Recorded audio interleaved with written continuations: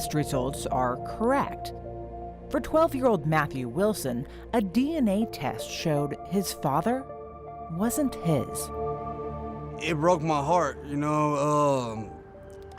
lost my dad and my best friend. Let's rewind through Matthew's childhood back to the mid-90s. That's Matthew there on his dad Robert's shoulders. Here he is on his dad's lap. And this is the Father's Day card Matthew gave his dad that year. The two were close, but that all changed in 2001 when they took a DNA test. It was ordered by a Tarrant County judge as part of Matthew's parents' custody battle.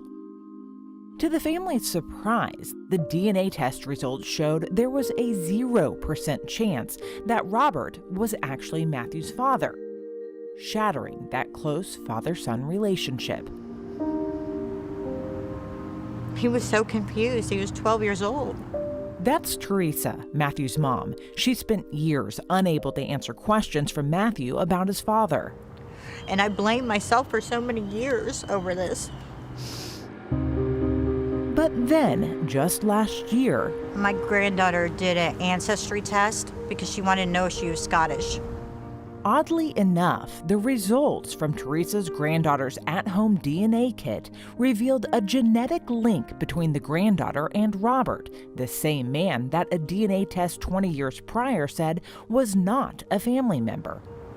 I remember sitting there at the computer just looking at it forever. I mean, for the longest time, I'm like, how could this be?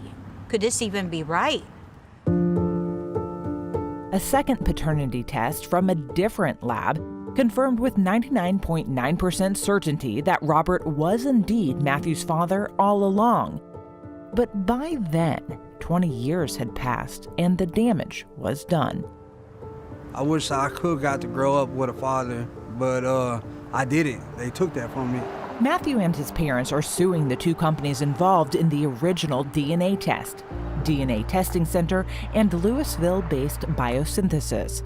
In court filings, the family alleges the two companies that took their DNA samples and analyzed them were negligent in obtaining, labeling, handling, testing, and reporting test results. For 20 years, my son grew up not knowing who his father was. For 20 years, my son grew up angry. At some point, they need to take responsibility for what they've done. Both companies declined our requests for an interview, but in court filings, the attorney representing Biosynthesis said there is no evidence that Biosynthesis was negligent.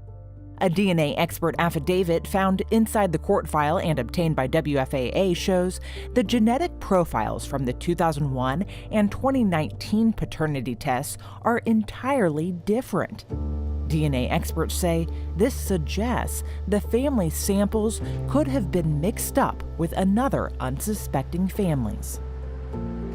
But without help from the labs involved, we'll likely never know what happened inside the lab, because our investigation found that getting any information, like inspection reports on labs that conduct DNA testing, is nearly impossible. Unlike state crime labs that do forensic testing for criminal cases, labs that do DNA testing aren't inspected by the government. They're inspected by private accrediting organizations, which means they're allowed to keep their inspection reports private. A 2006 report from the Government Accountability Office found that oversight of U.S. labs was not sufficient to ensure lab quality. Bottom line, the doctors and patients who use DNA labs have no way of knowing when mistakes are made. But mistakes do happen. Anyone that does laboratory science like I do knows you screw up. I mean, everyone screws up from time to time. UC Irvine professor Dr. Lawrence Muller has been tracking lab errors in DNA cases for years. He says there's no way to quantify just how many errors happen each year, but the American Association of Clinical Chemistry estimates 13 billion lab tests are performed each year in the U.S. So even a conservative error rate of just 0.005% amounts to 650,000 botched tests each year.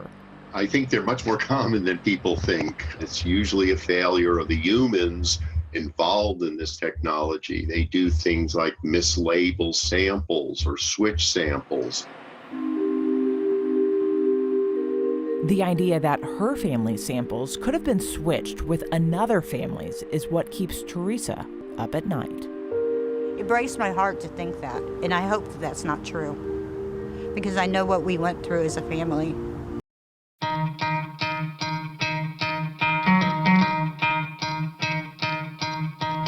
You could try to play, but you're never gonna beat me. Look the other way, what I'm doing